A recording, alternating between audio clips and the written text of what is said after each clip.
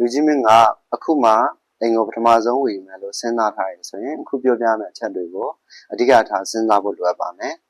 အားလုံးမင်္ဂလာပါကျွန်တော်ကဖူလိုက်မြင့်အချက်မြကုမ္ပဏီကကိုထွန်းနိုင်ဖြစ်ပါတယ်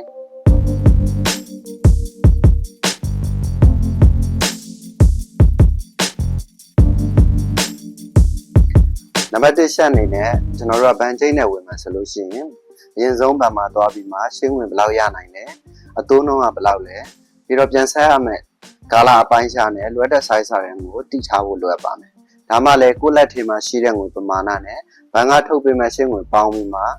ဈေးနှုန်းကိုက်နေတဲ့အိမ်မျိုးကိုကျွန်တော်တို့ရွေးချယ်ဝယ်ယူနိုင်မှာဖြစ်ပါတယ်နံပါတ်2ဆက်အနေနဲ့ဆိုလို့ရှိရင်ခန့်မှန်းထားတဲ့ငွေပမာဏနဲ့ကိုက်နေတဲ့အိမ်မျိုးကရွေးချယ်ဝယ်ယူသင့်ပါတယ်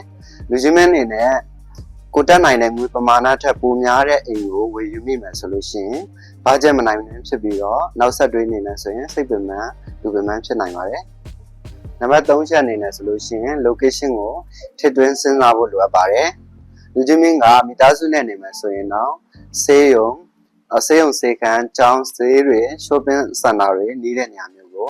ရွေးချယ်သင့်ပါတယ်အလုပ်ကိုသွားဖို့လက်မှတ်ဆက်တွေကောင်းလားဆိုတာကိုလည်းထည့်သွင်းစဉ်းစားဖို့လိုအပ်ပါတယ်နောက်ဆုံးအနေနဲ့ကတော့အနာဂတ်မှာကိုဝေထားတဲ့အိမ်ချမ်းမြေကတန်ဖိုးတက်လာနိုင်လားဆိုတာကိုလည်းထည့်သွင်းစဉ်းစားနိုင်တယ်ဆိုရင်ပိုပြီးတော့ကောင်းပါတယ်နောက်ဆုံးချက်အနေနဲ့ဆိုလို့ရှိရင်ပြင်ဆင်စိတ်အနည်းဆုံးအိမ်မျိုးကိုရွေးချယ်ဝယ်ယူသင့်ပါတယ်လူချင်းဝယ်တဲ့အိမ်ကပြင်ဆင်မဲ့နေရာများနေတယ်ဆိုလို့ရှိရင်ငွေပိုသုံးရတာမျိုးဖြစ်နိုင်ပါတယ်ဒါကြောင့်မလို့လူချင်းမင်းအနေနဲ့လက်တင်နေရောအိမ်မျိုးကိုရွေးချယ်ဝယ်ယူတာအကောင်းဆုံးပါပဲတကယ်လို့ပြန်ပြင်ရမယ်အိမ်မျိုးဆိုရင်တော့ကုန်ကျစရိတ်နည်းနည်းနဲ့ပြန်ပြင်နိုင်တဲ့အိမ်မျိုးကိုရွေးချယ်ဖို့အကြံပြုလိုပါတယ်အဆုံးလေးကြည့်ပြီးတဲ့အတွက်အားလုံးကိုကျေးဇူးတင်ပါတယ်